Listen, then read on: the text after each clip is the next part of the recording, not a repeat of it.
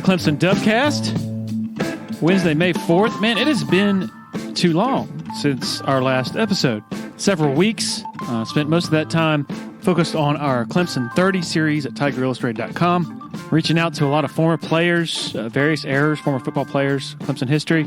And man, it's been a lot of fun, been really interesting, not only hearing what they're up to now, but also their thoughts on the portal, name, image, likeness, and all the chaos there.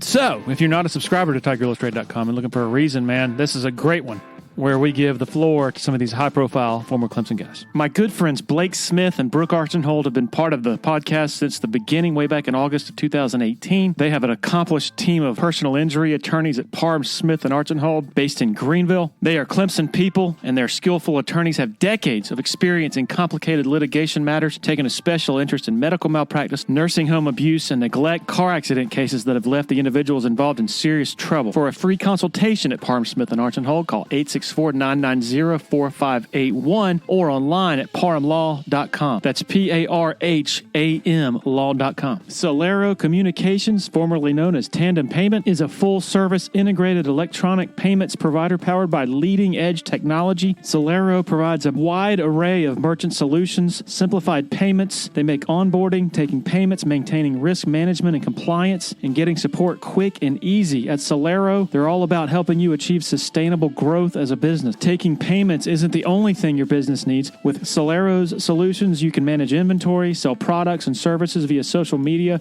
schedule staff, track sales, get reports, and much, much more. Find out more about Solero at solerocommerce.com. That's C-E-L-E-R-O commerce.com. Want to share a quick word about Founders Federal Credit Union? If you've been to a sporting event in Clemson, you've probably heard about Founders already. They are the official credit union partner of the Clemson Tigers. In addition to that, all Clemson faculty, staff, and students are eligible for membership as well as IPTAY members. Matt Gross is a proud Clemson alum and the vice president for the Clemson market for Founders Federal Credit Union. Matt's office is located beside the Walmart Neighborhood Market on Old Greenville Highway in Clemson. For more information, go to foundersfcu.com. Okay, catching up with former Clemson baseball coach Jack Leggett.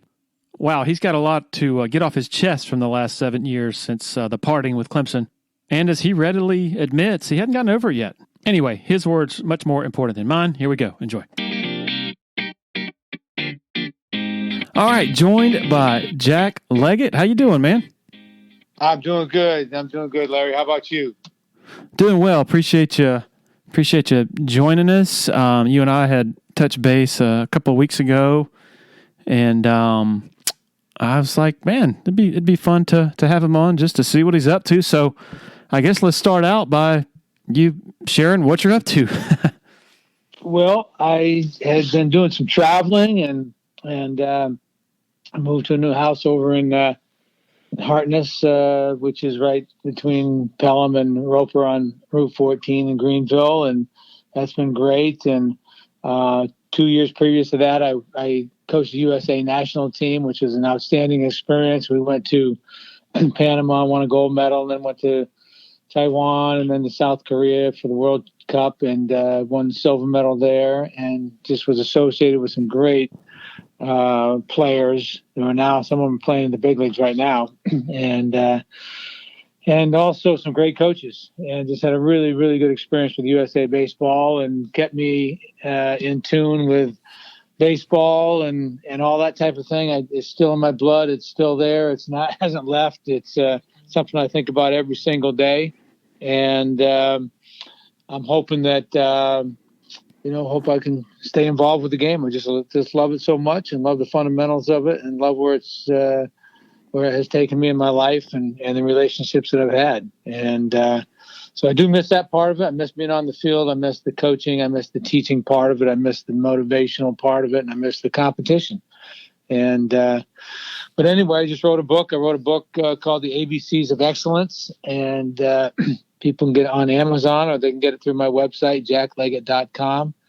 And I also, did 29 coaching videos that are 10 minutes or less that are, I think, really good for players, coaches, parents, business people, anybody interested in, and those are called The Qualities of a Winning Coach and Athlete in a Winning Program. But they relate to all parts of life. And the ABCs of Excellence is a book for coaches, players, parents, athletes of any sport, and business people, anybody who wants to achieve a little bit better chance of achieving excellence in their life. And it's gotten popular, and it's been great, and that's been going on for the last year or so, and I'm proud of how that's been going. So been busy. Yeah, I remember you. I guess a few years ago, you called me and asked me sort of advice on the book writing thing, as it was sort of the early stages of you trying to figure that out. Tell me what that was like. Like, how do you? I mean, obviously, a baseball coach, book writing is not in your wheelhouse, so to speak. So, how did you take us to the beginning of that, and how you went through that process? Well, I had always thought about, doing something like this. I've written part of a book, that the ABCA put out called Baseball Skills and Drills. And I did it a long time ago, maybe 20 years ago. And so I did the defensive part of that. And another coach did the pitching part. Another coach did the offensive side of things. And so that was my first experience at it. And I actually did it when I had a broken neck 20 years ago, or 22 or 3 years ago. And I just sat down with a collar around my neck when I couldn't do much else, and jotted things down. This time, I always had this idea of, what I thought was important to achieve excellence in your job, or in coaching, or as an athlete, or in your business, or whatever it might be. And I always jotted down ideas, and I just thought a simple way of doing it was to do the ABCs of it. So I started out with, just going right through the alphabet. And the A's, I talk about attitude and adaptability and aggressiveness, how important that is, and being successful, handling adversity, availability, appreciation for what all those have helped you along the way, accountability, and go right into B, balance, body language, being prepared, battle to the end, those type things, and confidence in C's, and just go right through the through the alphabet, all the things that are important, I think, to being successful and achieving, a better chance of achieving excellence in your life. And so anyway, I used I think it's called Dragon, and with my computer, and I got it from Best Buy, and I could speak into it, Larry, and it would do the sentences for me. And I would have to make some adjustments with punctuation, maybe once in a while, or spelling or something. But other than that, I could pretty much dictate rather than write it down by hand. And it made it go so much easier. And it was kind of fun to do. And I could go back and change it and those kinds of things, just verbally, which was really good for me. Because I started writing it and I go, oh, man, this is going to take me forever. And so it worked out pretty good, and sent the rough drafts to the publisher, and the guy was helping me with all this, and it came out good. It's a paperback, and it's something you can read in a couple of days, 169 pages, and proud of it. So it was work, but at the same time, the thing that took more time and was a little bit more of a struggle for me was doing the videos, because, you have to edit and cut and paste and all that kind of thing. And so I had some help, computer wise, because I'm not all that great at that, but I put together those. They're on my website as well, that people can get. And I think they're very, they're very worthwhile as well. And those are called The Qualities of a Winning Athlete and Coach in a Winning Program. And I think those are a lot of fun to listen to. You don't have to do them all one day. Obviously, you can do one a day, and they're no more than 10 minutes. So I think they fit into people's schedule that are interested in learning. Who's the publisher of the book, and how did you go about finding that? The publisher of the book is I worked with a guy named Matt Morse, and he was very good about being able to take my information and send it off to the publisher. I can't even I'm trying to figure out who it is. Anyway, Matt Morris was my conduit to all that, and his contacts with the publisher took care of everything from there. And he does a great job. He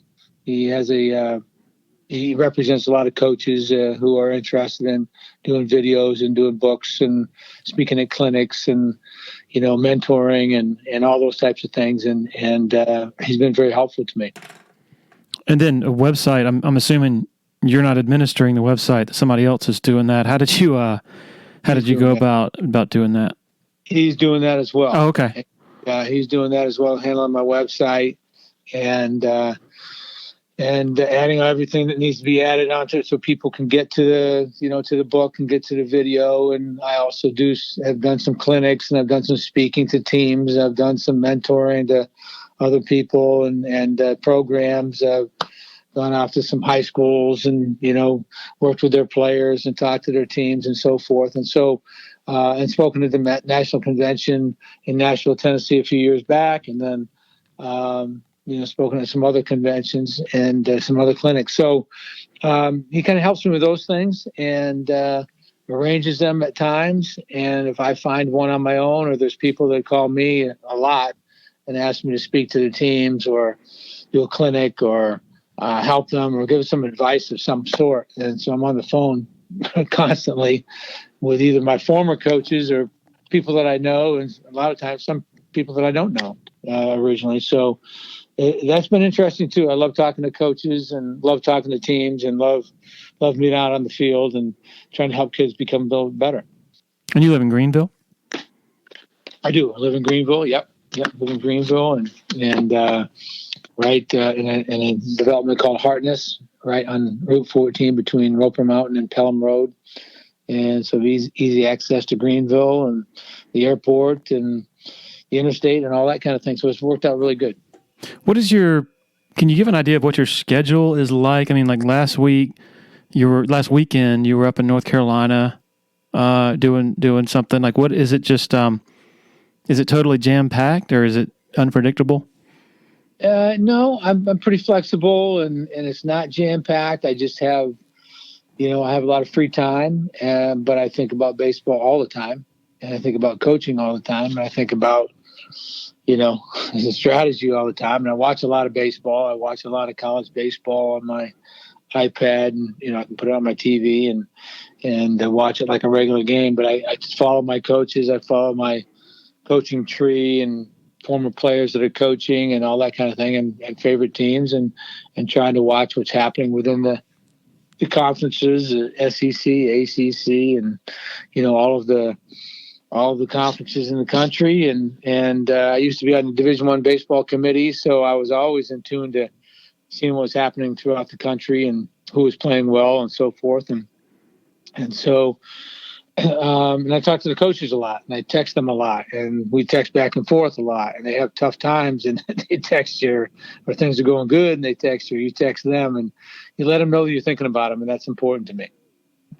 You said that you miss it every day. Mm-hmm. Was there anything about life outside of baseball that you realized, wow, I wasn't able to do this, and this is something that I missed when I was totally consumed with coaching for the last however many years?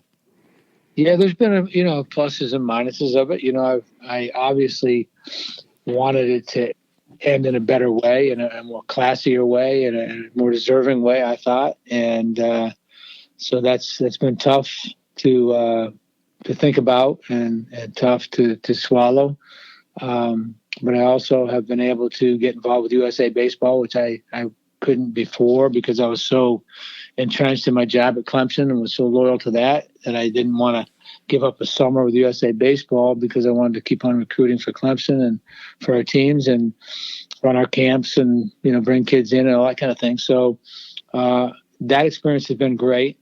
We've also been able to travel to, Italy and Austria and up into Germany a little bit. It was a great trip. We were gone for a month and then did another 3-week trip to France and Monaco and over to Barcelona, Spain, and that was awesome. And okay, we've got an RV and pull along behind my truck. And we've been to Vermont and Maine. We've been out to Colorado and done that whole deal. And then we've done down into the Grand Canyon, up into Colorado again, up into Wyoming, and up into the Tetons and Yellowstone, and over into South Dakota and back, and all that kind of thing for the Harley rally. It's all my bucket list. I got a couple Harley Davidsons that I like to ride. So we've been able to do some things that I normally wouldn't have been able to do, for sure. I just wanted to end on my own terms, and felt I deserved that, and thought we had something really in the future ready to go. It was on a rise. We had some really good players coming in, and had some good players coming back. So anyway, and it didn't work out, and I've been on to something else, but it still is still in my craw a little bit, because I've always felt that Clemson, was a little better than that, than how it ended. And but at the same time, I've got my relationships with my players that are awesome. I've got a relationship with my coaches, and all the people that I worked with are still really strong. And so got a lot of great memories too. Can we sort of unearth sort of how it ended? And I guess by doing that, maybe go back a year before the season, or I guess after your second to last season. It's customary to sit down with your AD, in this case Dan Radakovich, and he sort of gives his take on things and expectations moving forward and all that. What was a year before the parting? By your recollection, what was the sort of the progress report from him and what he expected, just from your? Well, I was in a 3.5 hour meeting, as you know, and I, said everything I needed to say. He said everything he needed to say. Walked out of there, went recruiting. We ended up having an unbelievable recruiting class the next year that was coming in. I think he knew that. With the new facility, I had been involved in the new facility, raising money, in the planning of it, the graphics, the plan of the facility, the flooring, the furniture, you name it. I've been involved in it, all the meetings, and it was the expectation was that we would get in there, and things were going to be good. And so when I left that meeting, and everything indication in that meeting, I felt good. I came out of the meeting, and a day later, read something on the internet that indicated something totally different, and it was a private meeting, but it didn't become private, evidently. And next thing I know, went through the whole next year, and I was, honestly just led in a different direction. I wasn't honestly, it wasn't being honest. People weren't being honest with me. But anyway, we went through the year. We made a regional, and out in California, came back and had another meeting. And, people would be upset, I guess, if they knew exactly everything that went on in that meeting. But I've been trying to take the high road on it. But we were drawing my contract up in this grease board up in the office, and every indication was, if we do this, and this, how long you want to coach. I said, as long as the players respond to me and we win, and I feel like I'm on top of my game, and which I do and did. I'd be the last one to drag things out. I put my keys on the desk before that ever happened, because I have too much pride in what I do, and I feel like we've got a great future. What's going to happen here? And we've been very consistent, and we're always in the hunt. And Clemson baseball is well respected throughout the country, and so forth. And yeah, everything's good. And a day later, the bomb got dropped on me that they wanted to go in a different direction. And so I just took it. It hurt. Trust me, it hurt. And it still hurts. It still hurts me, because we put so much into that program, and had a chance to, 45 minutes later, do you want to resign? You want to retire? You want me to fire you? I go, well, if I resign, that tells you that I can't do this job, and I feel like I'm I'm the right man for this job. If I retire, that tells you I haven't got the energy to do this anymore, and that's way off base. So I guess you're gonna have to do what you need to do. So that's how that happened. It was a will that I wanted to take it that way because I didn't feel like the other two were appropriate for how I felt at the time.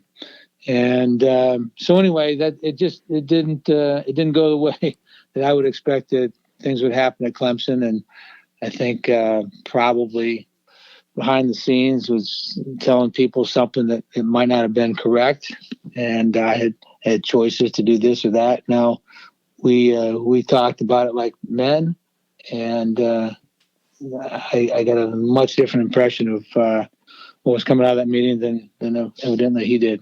So anyway, it's been tough because I loved Clemson. I loved my association with it.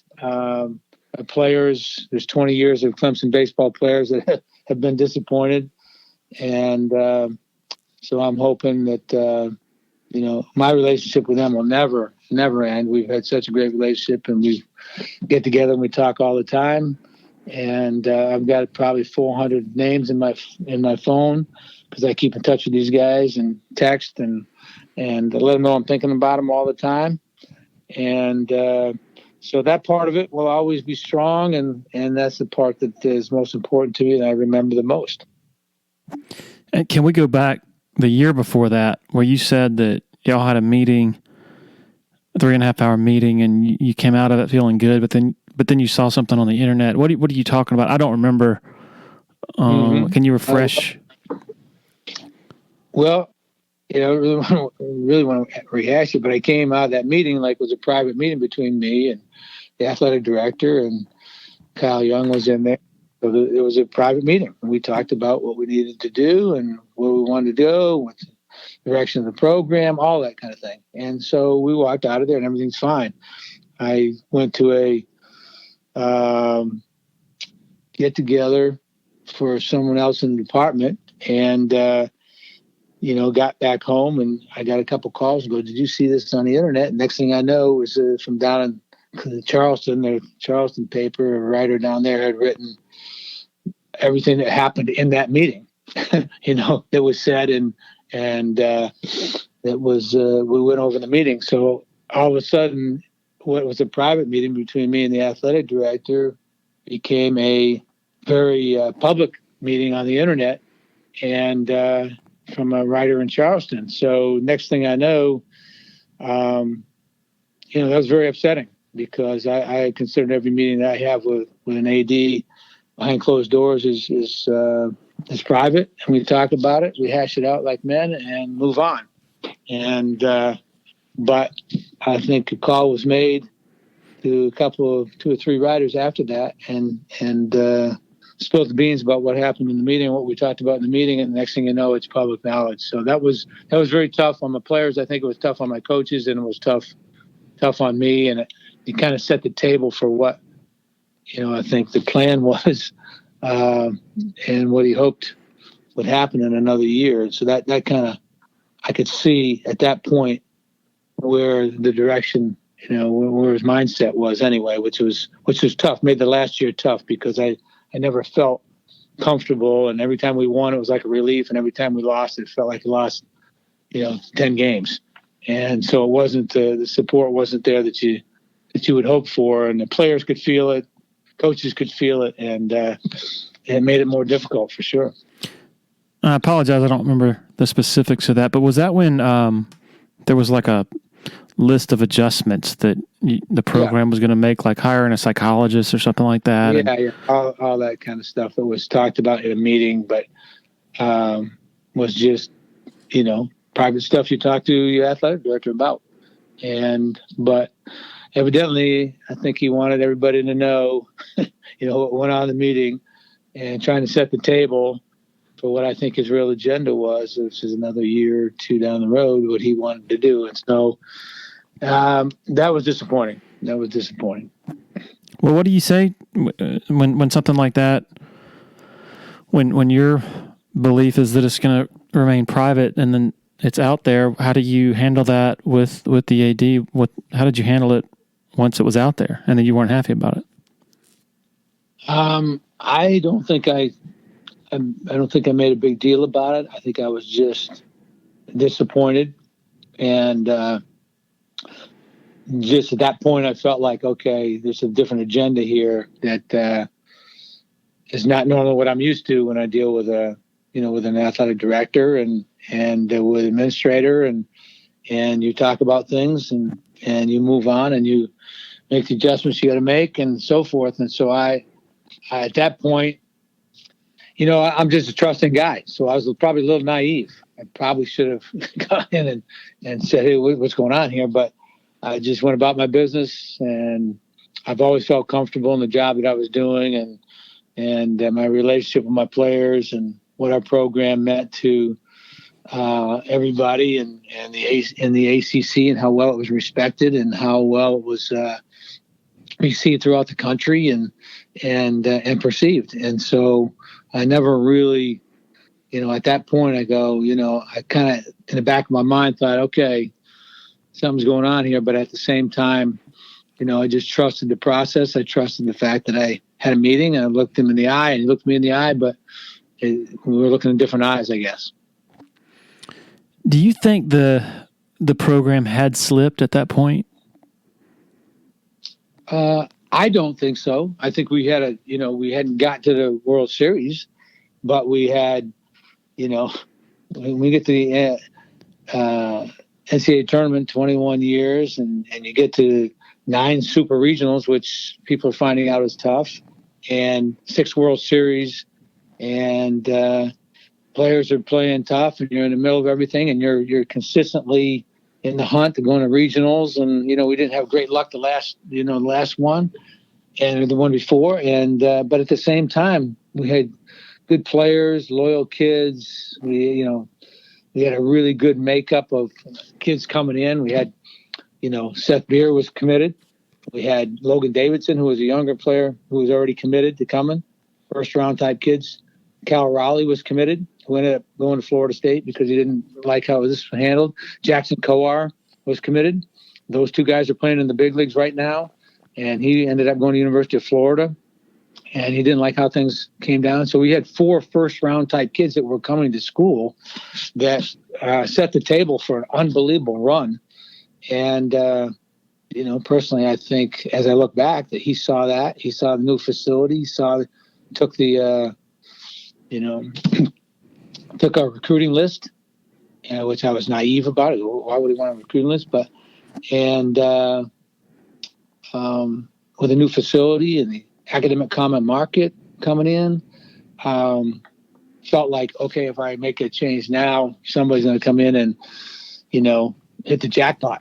And so I think as I look back, I was a little naive on all that, but a little smarter now. You said he took the recruiting list. What do you mean by that? Well, he asked for the recruiting list of our recruits that were coming in, and it was the day before, and so I'm thinking to myself, "Wow, that's kind of strange." The day before he made a change. Okay. And so, several times I would never want to be the guy to fire Jack Leggett, and I heard that probably 3 or 4 times. I go, well, I don't know. I know we're not talking about it, so let's go on to the next thing. Drawing my contract out on the grease board, crossing things out, adding more, telling me this is what we'll give you, and I leave, and the next day it's all changed. So I was led in a different direction. Let's put it that way. And so I knew when he took the recruiting list, I go, that's kind of strange, but he wanted a copy of it. So evidently when he made the move, he'd know who the recruits were coming in and wouldn't lose that. And so anyway, there was a lot of things that I think if people really knew, and like I say, I tried to take the high road on the way out, and I didn't say what happened in the meeting, but there's a few things that I think if people knew exactly what happened in that meeting, they'd be shocked and disappointed, really. But at the same time, it is what it is. To answer your question, no, I don't think our program was going in a bad direction. I just think we had a year or two that wasn't as good as maybe what we wanted. But you're seeing now that, getting the NCAA tournament is not an automatic thing. And so we were there, pretty much every year, and getting to 9 super regionals. My first 3 years there, we went to the College World Series twice. The first 7 years, we've been going 7 years now with this program. 7 years, we'd been to the World Series 3 times. We'd have been to 2 super regionals at that point because they had just come into, existence, I think, in 1999. And we went to the World Series in 2002, 2006, 2010. So, I don't know, just a lot of good things in our program, a lot of things on the horizon with a new facility and the academic common market coming in and a really good recruiting class and so forth. I felt like, okay, no problem. We're back on track. And so, no, I don't think there was a decline at all. I just think it was, we just didn't hit it just right the last year or two, but we were still in the hunt, which I think Clemson fans are finding out it's not an automatic thing. It's something you have to work at. But from after 10, correct me if I'm wrong, there was no super regional appearance when that had really, and obviously you built it, the standard was, sort of super regional is almost like a baseline. It felt like, was that too grandiose of an expectation, you think, looking back, and the people got too caught up in that being the baseline when it realistically, you're saying you think that just making the tournament every year was something that should have been valued more as the standard? I think what should be valued is that the consistency of our program for 22 years. Right. And the fact that our kids graduated, we had 130 kids or whatever, 140 kids played professional baseball, 35 of them or so during that time playing the big leagues. Kids were happy. They played hard. We had great crowds. We had good things on the horizon that I had worked hard for. I put $25,000 of my own money into that facility to kick it off, and have never stepped foot in it. That's embarrassing, that's something that is not. It bothers me a little bit. I was involved in every phase of that facility, and have never stepped foot in it. And so I think there were a lot of things that were not Clemson-like that happened, and that hurt. And for the amount of time that I put in there to that program for 22 years and 24 years, 2 years with Coach Wilhelm, and for 56 years or whatever it is, we had 2 coaches and had a solid program. We were recruiting and getting kids out of other states that were coming to school here for a lot more expense than what they could have gone in state in Georgia or Florida or wherever else. We had just gone into Hall of Fame in 2014. I deserved more, I thought, more respect. I had 600 text messages. It took me 11 days to get back to all the texts of people, from players to coaches in this conference. Heard from every coach in this conference, every coach but one in the state of South Carolina. I heard from everybody that I played against. It was a shock, to the baseball world because of the reputation that Clemson had, and that I had, and that our program had, and the respect that we had. And so, to answer your question, Larry, I don't think that the program, obviously, look at Dabo. He set a standard that's unbelievable. So now you go 9-3, and everybody goes, "Oh, what's happening?" And don't make the college playoff, but still great program, still great coaches, players. It's incredible. If you set a standard, you're, in my opinion, allowed a little bit of leeway when things don't go right. So we had a tough time in 2008. Okay, we didn't make the tournament 1 year out of the 22 I was here. Okay, but we were in a super regional in 2006 and went to College Worlds in 2006, 2 years before. And we were in a super regional and went to the College World Series in 2010 afterwards, 2 years afterwards. So you're going to have an up and down here and there. You're going to have a hiccup here and there. But at the same time, look at the track record of the program, and now you're seeing, wow, maybe the program was pretty good and pretty good over a long period of time. So I don't think the answer to your question is it was on a downslide. No, I think it was, okay, we want to do a little bit better than we did last year. That's where I was with it. And look what we got coming in. Look what we got coming. And look what the future holds. And, I thought I deserved to be a part of that future and that chance rather than somebody else coming in, sitting in my office, looking down at the field and sitting in the facility that I had contributed to and, done an awful lot of work toward the development of and with the program too. So, and I was just hoping it was at some point I would hand it off to somebody like Coach Wilhelm did, where it's an easy transition, somebody who knows what the program is all about and what the tradition of this program is all, what the history of the program is all about. When I took over the job and when Coach Wilhelm, they eased me into it. I recruited for 2 years, Benson, Koch, Monahan, you name it. And the next thing you know, we go to College World Series 2 out of the first 3 years, but it was a smooth transition.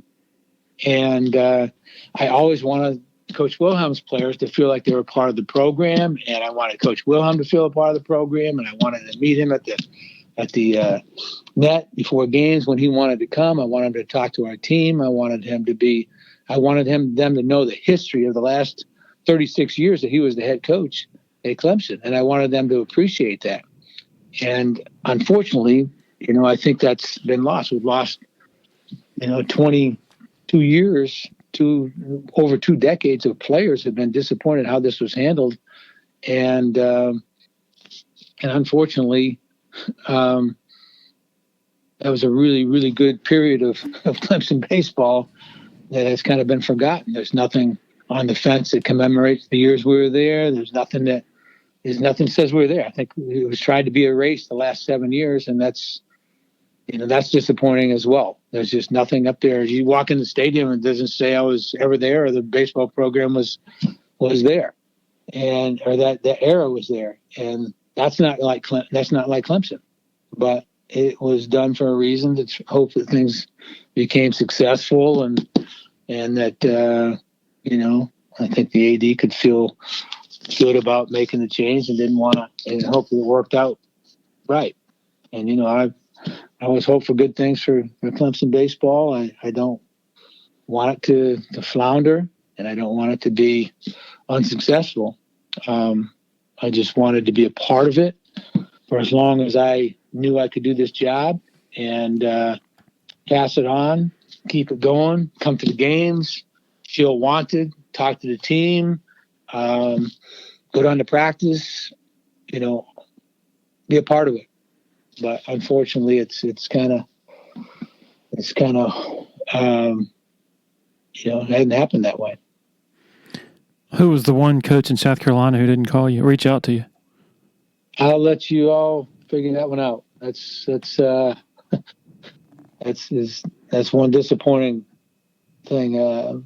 Coached against this person at 2 different schools, and we had some great rivalry games, and it just never heard.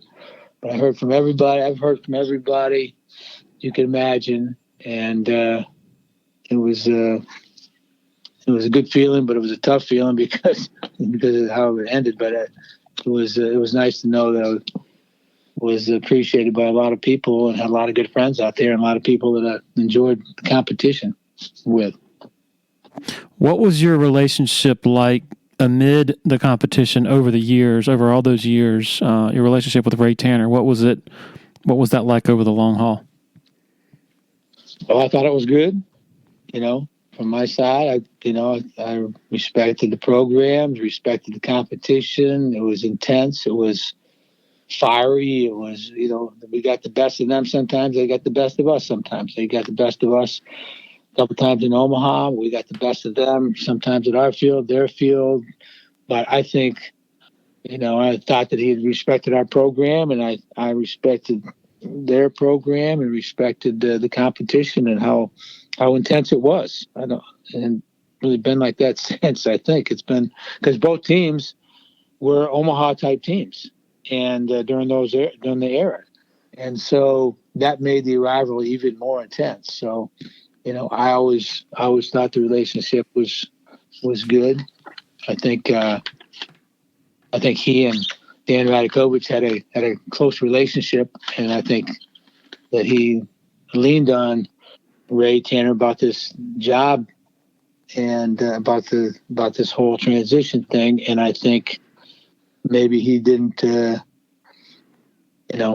maybe just didn't reach out because of, felt like he was in the middle of something that maybe that I knew about, But so it's a little difficult situation, which is too bad because I always had a good relationship with everybody I coached against.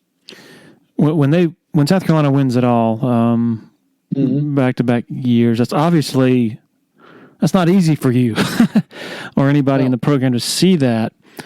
Did you reach out to him just sort of as a professional, courtesy or to say, way to go? What is that like as you're trying to, how do I handle this as the rival coach when my rival gets to the top of the mountain? It's difficult in this state. It's like, Terry Don Phillips told me one time, he goes, the good thing about Arkansas, he goes, is University of Arkansas is the king. There's nobody there. It's not like being in Alabama. You got Alabama and Auburn. You got Florida State and Florida. You got some rivalries, and here you got South Carolina and Clemson. So it makes it a little bit more intense, but also it's neat because you had two baseball programs that are banging away at the World Series. So, we met them at the World Series. So obviously shook their hands, congratulated them, went off, did the press conference, and that was it.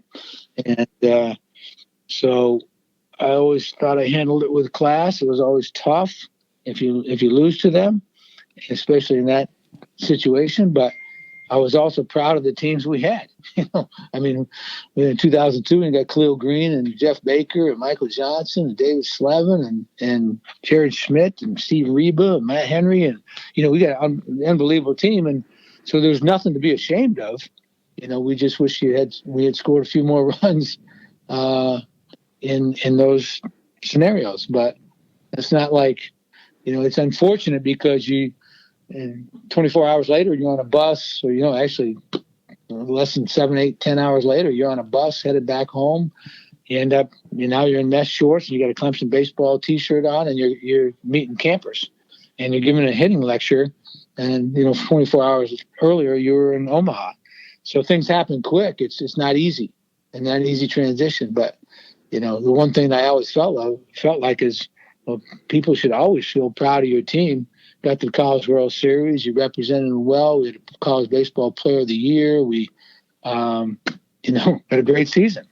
And so it's difficult when you get beat in Omaha. There's no doubt about it. But at the same time, if you look back and you're realistic and you get pride in your school, you know that you had a good season. And okay, let's move on to the next thing. You said that you wanted to go out on your terms, and part of those terms were that sort of the similar succession plan as from Wilhelm to you. Did you have anybody in mind that you were grooming for that, or somebody you thought that down the road, hey, this is the ideal person to sort of carry on that lineage? I hadn't really got to that point yet, Larry, because I feel like I had good years in me. It wasn't like I was going, okay, in the last 2 years, they're figuring out who's going to take over. But so I wasn't in that mindset at all. I guess I just was hoping that, I could wave to the fans on my last time out, when I had enough, and let them know how much I appreciate them, and let them know how much they appreciated our program. Just like the old Clemson did, And so I was hoping that would happen when I felt like it was time. I wasn't close to feeling that way, to be honest with you. I wasn't like, oh, God, I only got 2 more years in me. I just felt good. That's why I coached the USA team and relate to those 18-year-old kids. I had an awesome time with those kids. And so they keep in touch with you like you coached them forever.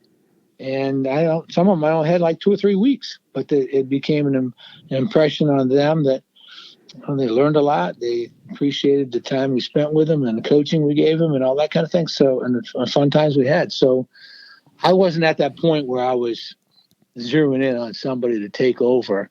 I was just trying to do the best job I could do for Clemson and hopefully in the end have some say in it and see where it would fall. You mentioned the academic common market, so we sort of have to maybe explain that some, just in layman's terms. I remember standing out in right field with you one evening after a practice, and we spent about a half hour at least. You were explaining it to me, all the finer points of it, which I didn't know. Can you perhaps, because you said y'all were getting into the academic common market at the time of the partying and things were looking up in that respect. Is there a way you can sort of encapsulate?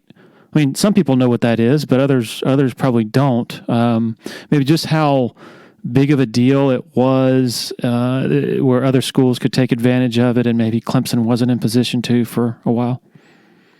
Yeah, well, I think during my whole time till last year, we didn't have that. And so the academic common market is basically there are certain states that have an agreement with Clemson that if Clemson does not offer a major, that the state does not offer a major that Clemson does, that those kids from that state could come to Clemson for in-state tuition.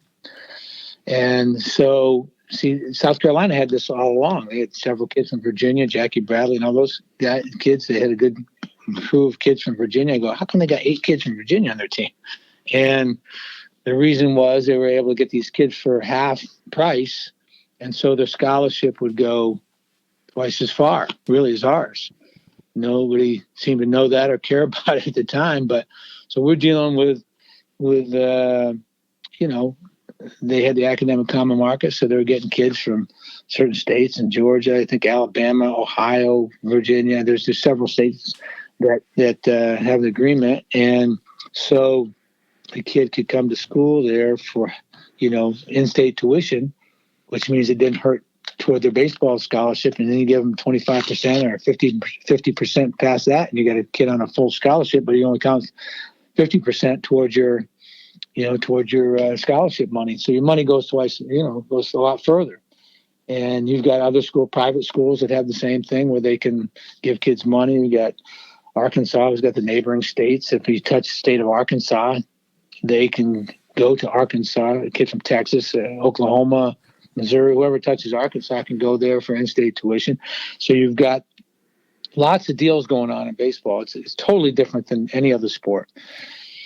But Clemson didn't have, at the time, all the time that I was coaching, it was just basically if you wanted a kid out of Georgia, you gave him 30%, 40%. He was turning down 70%, the in-state scholarship, the Hope Scholarship in Georgia. He was turning down, 30% baseball and the Hope Scholarship, and he was turning down 70 or 80% in Georgia to come to Clemson for 30%. We got some great kids out of Georgia. We were crushing Georgia all the way up until 2015.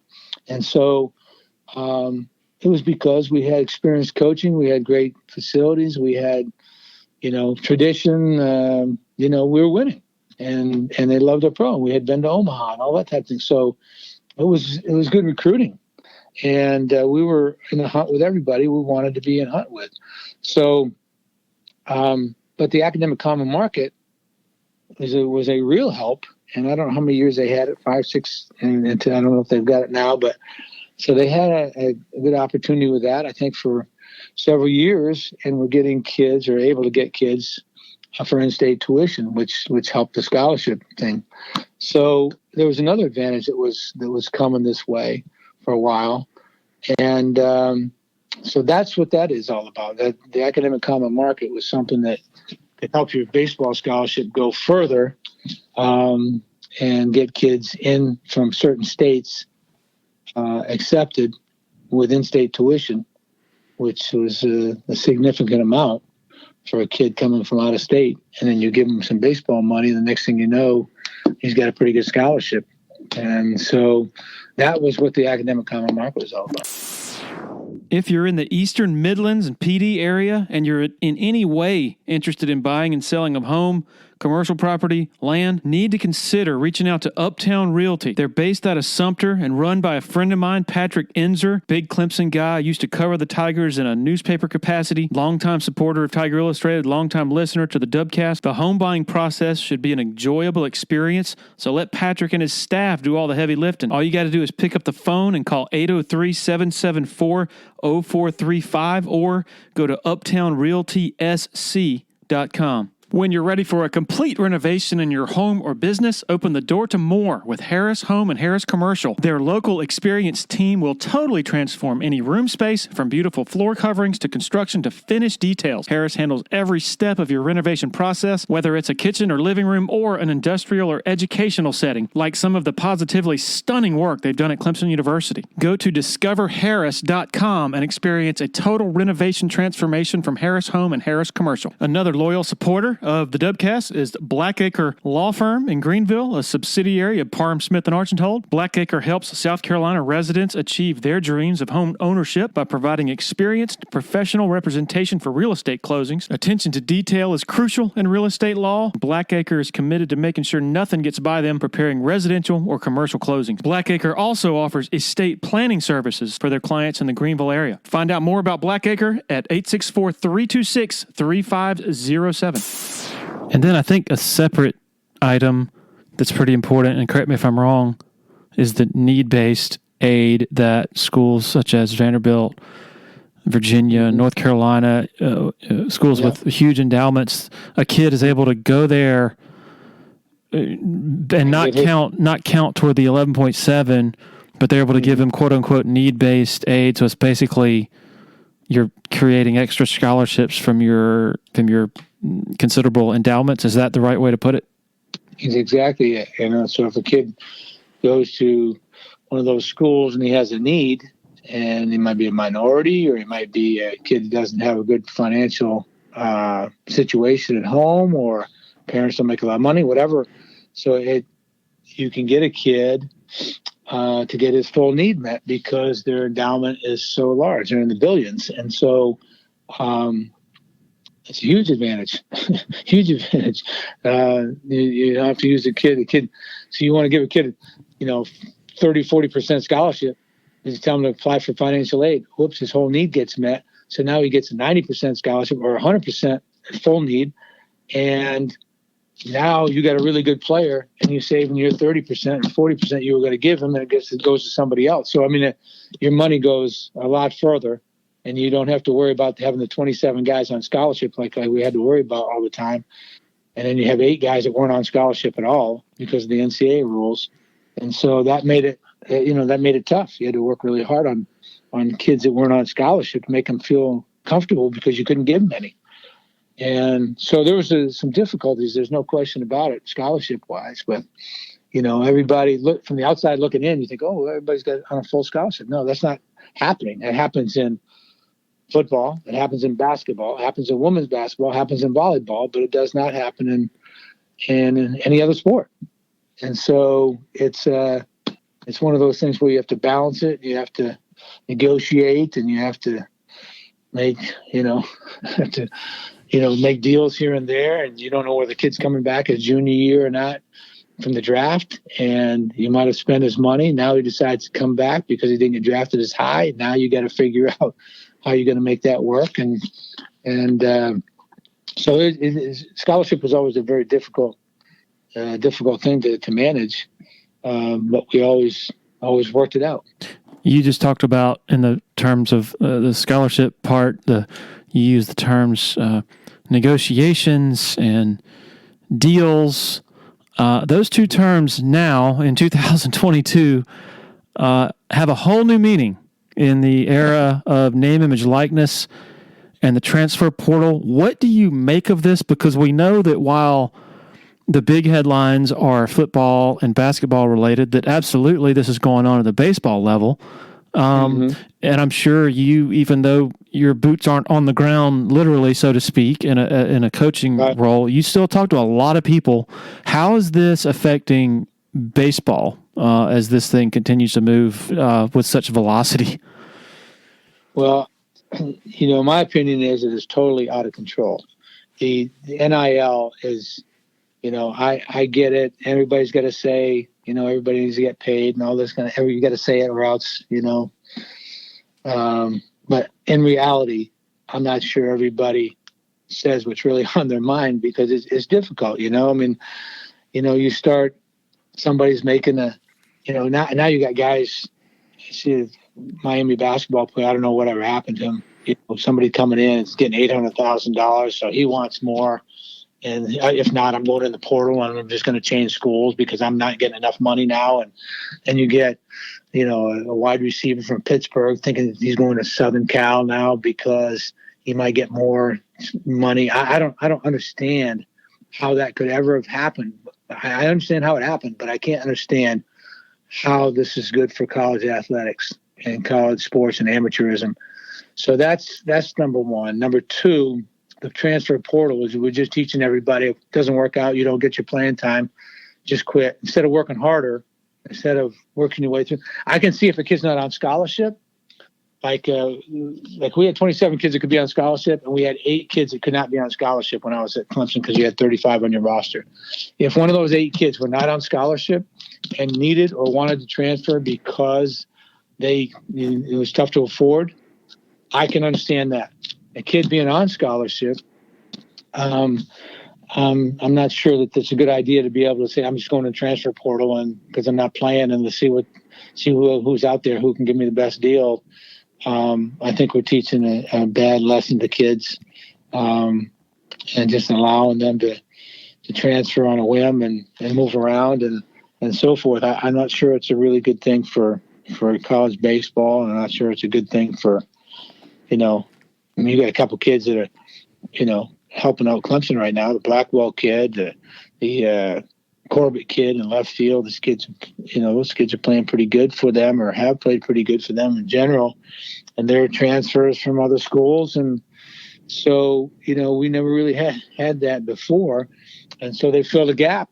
And, it's like, it's almost like the free agency out there. So I don't know. I think there's a lot of things that once you give somebody something, though, it's tough to take it away. It's the transfer portal, the NIL, all those things are probably here to stay. Just got to make the adjustment, figure out best way to manage it, and hope it doesn't destroy your team. And this guy's making so much money over here as a wide receiver and as a quarterback, but I'm a center and I'm not making it, or I'm the guard, or I'm a tackle. I'm not that marketable. I don't know how coaches are managing all that, and keeping the kids focused on just playing football, playing baseball, playing basketball, whatever it might be. Could it be argued or viewed from a distance as you're looking at Clemson baseball that we've talked about these disadvantages over the years of the academic common market and need-based aid other schools are able to give? Like if you get really creative with NIL, you say, oh, we can only offer you this much scholarship money, but we can offset that by giving you this $50,000 deal with a car dealership or something like that. Like, is this an opportunity for Clemson maybe, or is it something that you're just maybe so turned off by that you don't even really want to think about it? That's a good question, but I am turned off by it. To me, I went to college to play baseball and football and didn't have any, nobody gave me any guarantees. Nobody told me I was going to have playing time. Nobody gave me scholarship at the time of winning a scholarship. I just wanted to go play. And to me, that's the majority of the kids that I had. I can tell you guys, Casey Stone, Michael Johnson, Hogan's, Kyle Frank, Matt Henry. I can name player after player, Tyler Colvin, the guys were on $1,000 or $200 scholarships. They were paying a lot of money to come to school here, but they wanted to come to Clemson to play baseball, and they wanted to play baseball, and they weren't worried about how many T-shirts they could sell or how much they could ship out or how much they, whatever. They weren't worried about any of that stuff. They were worried about just playing baseball for Clemson, and that to me was, and it's still very refreshing. These guys and Paul Galloway, I can mention guys that came here, Jason Ember, no scholarship, just walk-on players that became really good players for us, but just so many guys that, Brian Ellis was our catcher in 2000. I mean, it's just over and over and over. You know how much scholarship Khalil Green and Jeff Baker were on, it blow your mind. They paid a lot of money to come to school here, and they're not full scholarship kids. I mean, they are talent-wise, but just because of what it was. So they came here because they wanted to play baseball, not how many, name, image, and likeness dollars they could make. And I look back on it, and it was a great, great era of college baseball, and something I enjoyed, and something I think is refreshing. And I think it's gotten a little crazy, to be honest with you. So I'm hoping everybody keeps in perspective, just plays baseball, basketball, football, softball, whatever it is, and volleyball, and just plays the sports for what they're all about. You sound like you're ready and fully willing to get back into coaching, but do you really want to get into this?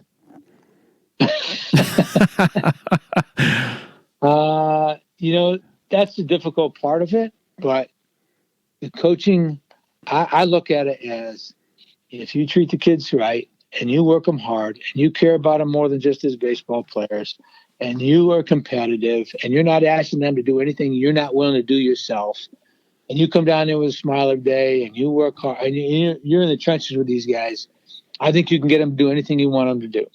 And they're going to be loyal, and they're going to be hardworking, and they're going to be, they're going to trust you, you're going to trust them, and you're going to win baseball games. So that's, and if you know the fundamentals of the game, you know how to coach the game, and you know how to motivate them, you know how to keep them on edge all the time, then I think there's a lot to be gained by coaching and getting back into that arena.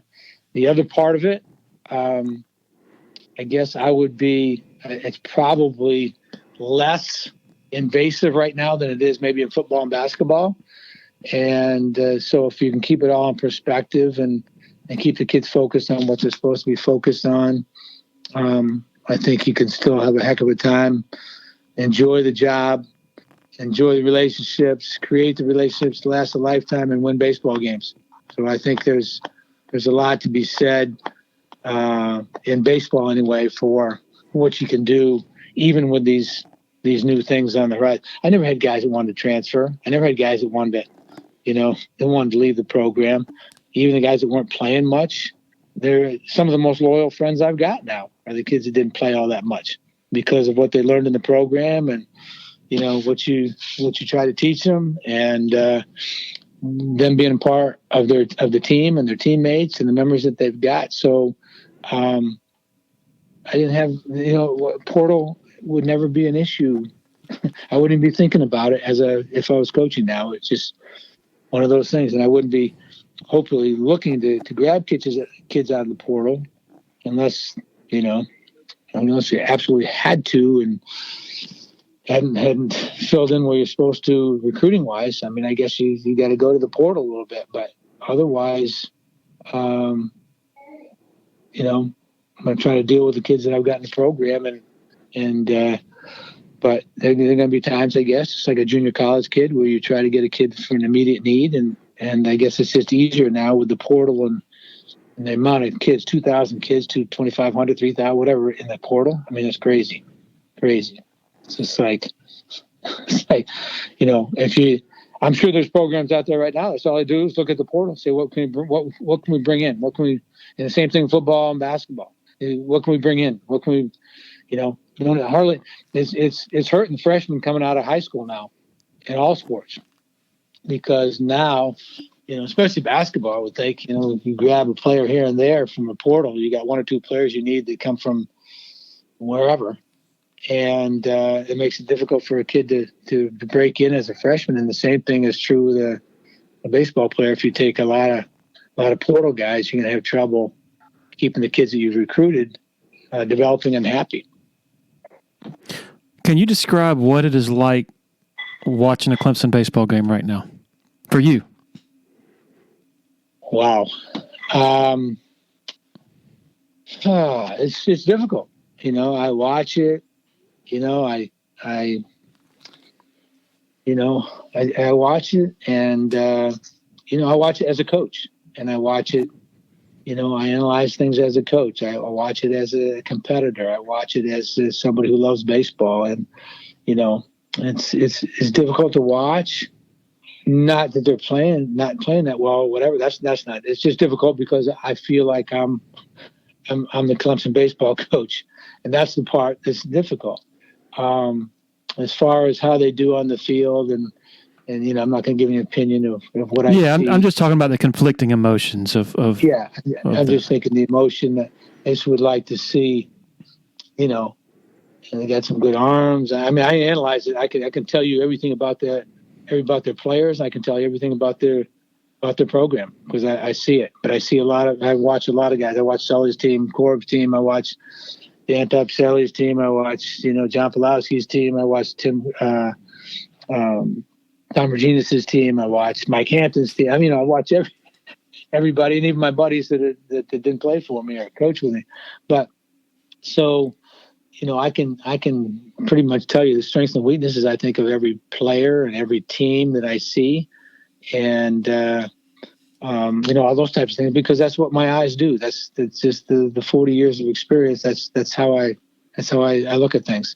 But, so it's difficult because I feel like it's just because I didn't feel like I was done, and I feel like I still got it in my system, and I just feel like I'm still competitive as ever. And I had a high school team come down here from Vermont last week, and I set them up with some places high schools to practice at, a couple of different high schools, set them up with a couple of different games, took them to the Greenville Drive game, took them to a hitting facility one night.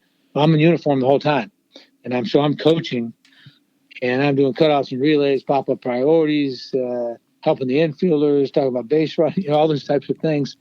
It's in my blood. It's as good as it ever was. And, age means nothing to me. And so it's the age of your mind, and my mind is young. So it's one of those things where I feel like when I watch a game, it's, a Clemson game, it's just frustrating to me because I feel like I want to be in the arena, and I want to be in the dugout, and I want to be coaching, and I want to be competing and playing and all that kind of thing. So that's all. Nothing. I'm not looking for negativity. I'm not looking for this or hoping for that to happen or whatever. I'm just watching the game, and I watch it as a competitor, and I watch it as a coach. I'll never forget. It was one of Monte Lee's first practices. I think you showed up to a couple of them, and I was standing out there on the concourse talking to you, or out in the seats, and man, it was so weird and awkward and uncomfortable because you're looking up at that facility that, like you just said a while ago, you raised money for, spent your own money on, and you never got to use it. And I think I remember. Go ahead. No, go ahead. I think I remember telling you, man, you got to get out of here. Because Clemson being a small town, you're just sort of haunted by it when it's so close by. And I think soon after that, you moved to Greenville. Can you reflect on that time? And I guess you're still trying to process it. Still, maybe, I don't know, still going through the stages of the grief of the parting. It's been hard. I mean, I can tell you that, initially when it happened, it just was so hard to walk back in there. I went because my friend was coaching the University of Maine team. It was the first game was the University of Maine team. And the first weekend that it played, I went, and my other friend who was there, who was assistant athletic director, was there, and I played football with him in college. And so we sat together, and so that made it okay. I watched them play. I might have come back and saw Tom Reginas's team. He wanted me to talk to his team, and I might have come back with one of the other ACC teams that they wanted me, somebody wanted me to talk to their team and so forth. So I came back once or twice. Next year, I maybe came back once or twice, maybe not. And then I just haven't felt that welcome, which is which hurts, and the fans are nice, great to me. People in the stands, hey, coach, glad you're here. Good to see you. People come down and talk to you. Everything's great.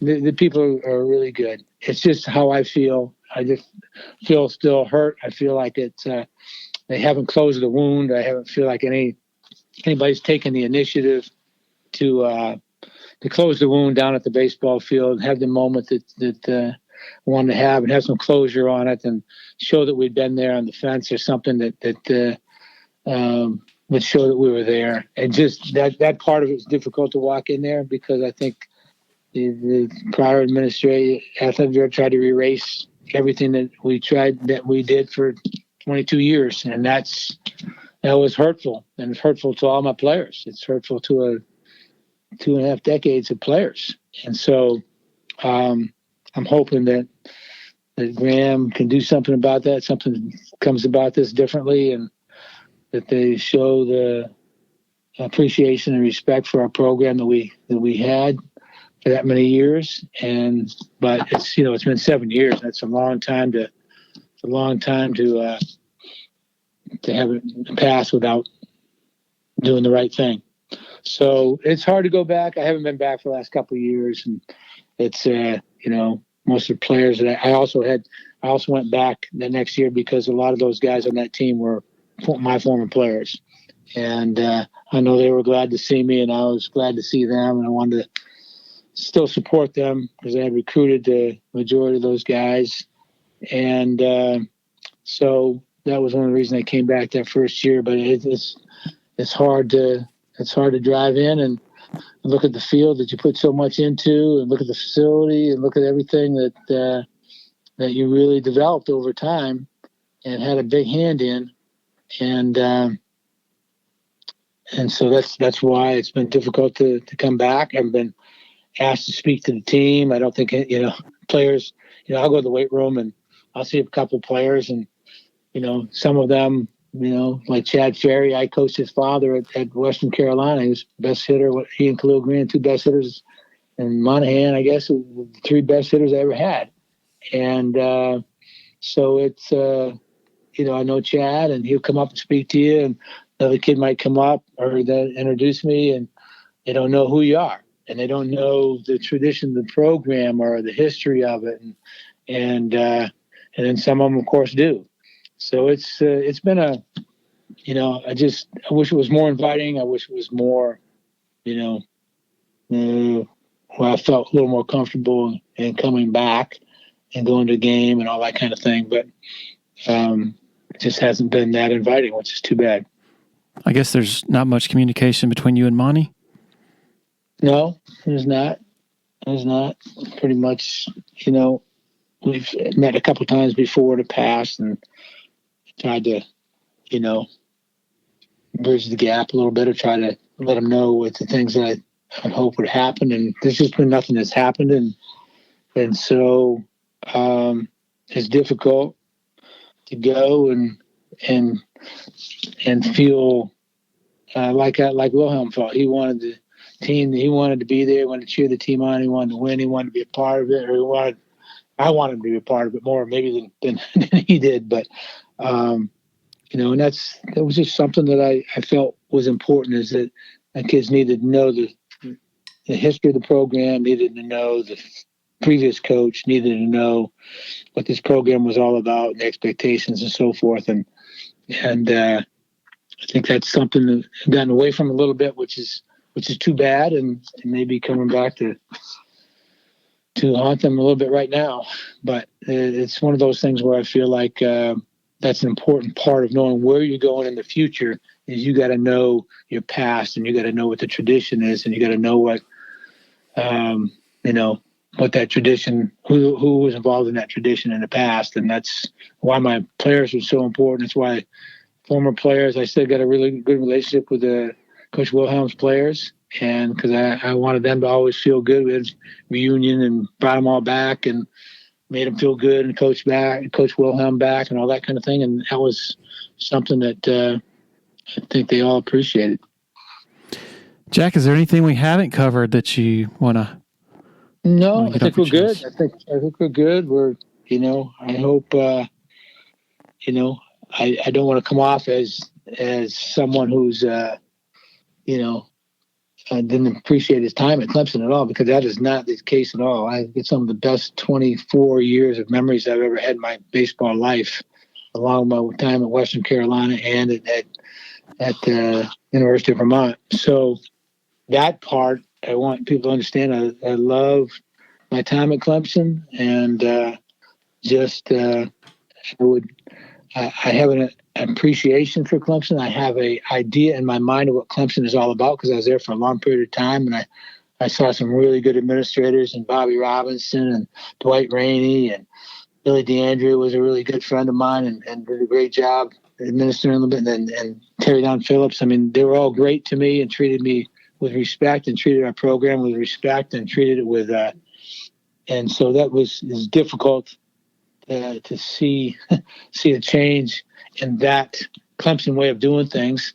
And so that part of it has been tough on me, but at the same time, I moved on, and but obviously would love to be.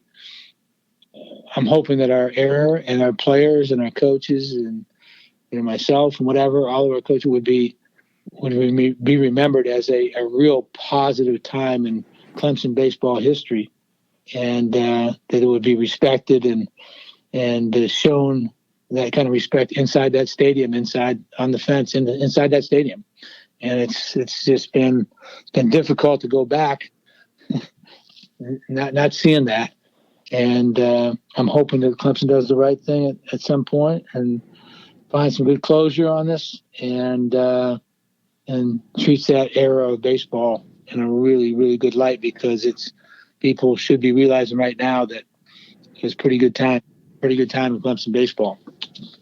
It'll probably just take more time, Danny Ford, it took a long time. Obviously, circumstances much different between Danny Ford and Clemson and you and Clemson, but still, right. And that it was true in that case. And I think the same idea.